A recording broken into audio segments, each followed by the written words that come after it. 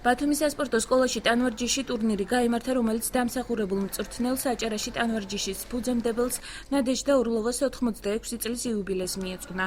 ტურნირში ბათუმის, თბილისისა და ქუთაისის 4 ასაკობრივი ჯგუფის 30-მდე სპორტსმენმა მიიღო მონაწილეობა.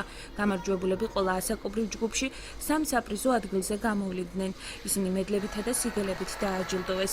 ორდღიანი ტურნირის ორგანიზატორი აჭარის სპორტისა და ახალგაზრდობის დეპარტამენტი იყო. მწვრთნელებმა დღეს საკუთარი მოსაზრება ბათუმის სასპორტო სკოლაში ტანვარჯიშისათვის გამოყოფილ არასტანდარტულ დარბაზთან დაკავშირებითაც გამოთქვეს და აღნიშნეს, რომ სპორტის ამ სფეროს განვითარებისთვის შესაფერისი გარემო შექმნა აუცილებელი.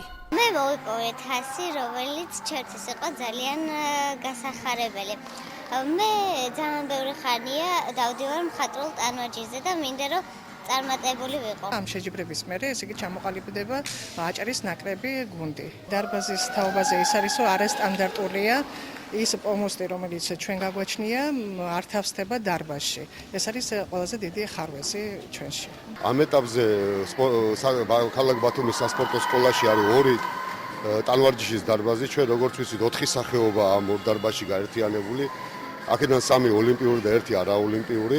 რაც შეეხება მხატვრულ ტანვარჯიშში მეორე სართულზე ვარჯიშობენ ბავშვები და რა თქმა უნდა სტანდარტებს არ შეესაბამება, მაგრამ ბავშვებისთვის ამ ეტაპზე შესაძლებელია საწვრთნელო მუშაობის ჩატარება.